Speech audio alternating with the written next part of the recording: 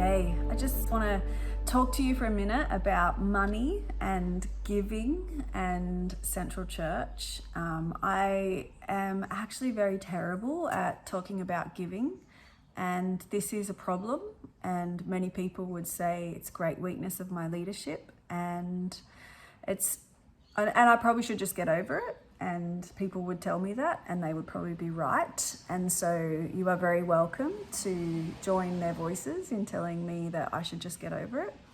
I think anyway, I don't hate talking about money because I don't believe it's important. I absolutely believe that the way we spend our money as followers of Jesus is a reflection of our worship and what we worship.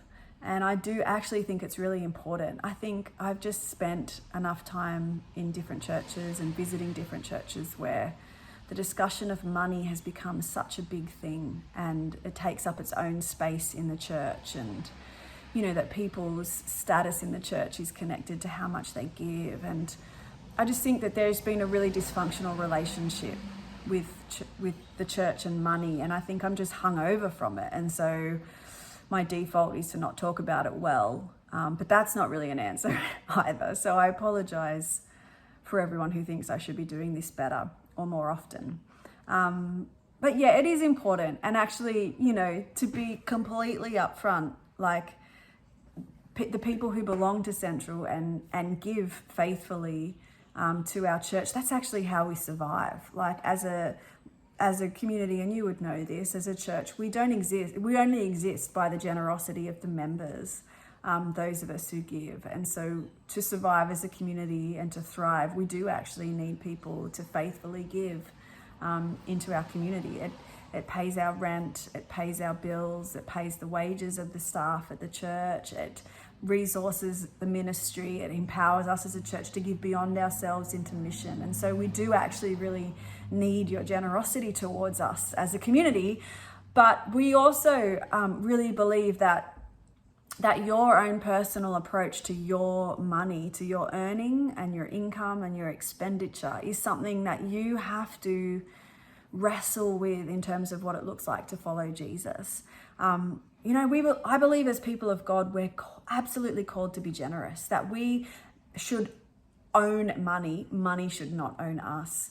And in our world, as to walk Creator's good road, to follow Jesus really means to resist the influences of capitalism and materialism and consumerism, and to actually find a new way of being a people that isn't dictated by, you know, the car we drive, the size of house that we live in, the next holiday we're taking, how much super we've got saved up. Like, we really should model a different way of living, one that is just really comfortable in seeing the world as abundance, not scarcity. That one that just trusts in the provision of God for all of our needs, rather than needing to squirrel away money in different ways to, you know, to like, I don't know, as insurance. Not that I'm not against it. So this is where I'm like, I get crazy. You start talking about something and then you get tied up in like having to explain that you're not anti-insurance and you're not anti-saving and you're not anti-wisdom with finances.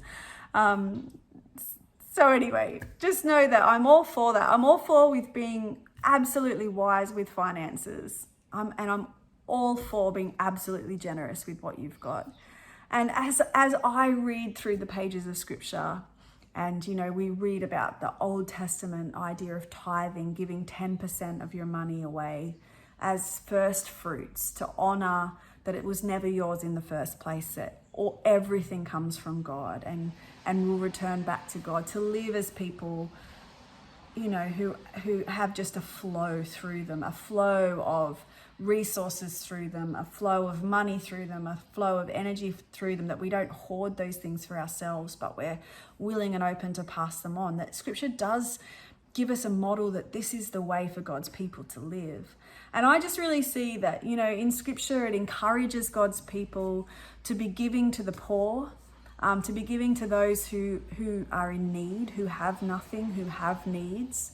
And it also encourages God's people to give in such a way that empowers the ongoing worship and ministry of the people of God. I think that in the Old Testament, where we see that the tithes are given to the priests for the priests to distribute to the poor, and then to maintain that priestly operation of the ministry of the temple, that's a good model for us as people, that we should be giving generously out of our income.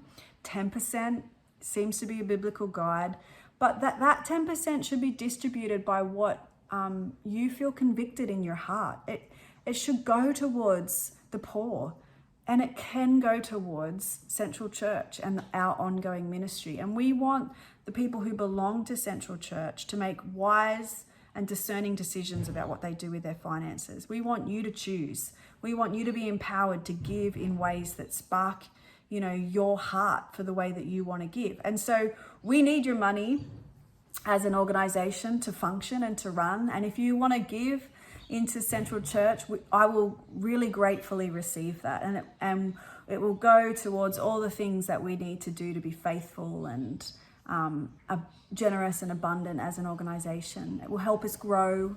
It will help us stretch. It will help us employ more people. It will help our ministry have all that it needs to thrive and to flourish as a community. And it will help us to keep giving beyond ourselves to places that we see needs. But you're also welcome to give to missions that you feel passionate about, to give to support other people, to give to the poor, to give to other organizations that need money as well. And so we want to encourage you to give. If all your income just goes to you, let me challenge you to be a follower of Jesus means to be someone that is willing to give it away. And as followers of Jesus, it should be easy for us to be generous. In fact, we know that money doesn't rule us when it's easy for us to give stuff away, to give money away, to bless, to be generous, to give. And so, but ultimately it's an issue for you to wrestle with in your discipleship with Jesus. So if you are already giving into Central Church, huge thank you for doing that. Your faithfulness is just amazing. It helps us do what we feel led to do by God as a community. And if you aren't yet giving into Central Church, our bank details are on the website. There's usually a card at the back of church that you could find them. We would love to have your money, but we also want to challenge you to be intentional, to be wise, and to be discerning about your generosity, to give beyond yourself, to give so that, it models that you're a follower of Jesus, but to give it to places where your heart lies. And we hope your heart lies with us a little bit, but we also want to empower you that your heart can lie with other places, with other missions, with other spaces of need. So give us all your money or not, but, that's it. I'll call it quits on my little money chat, and you can laugh at my awkwardness.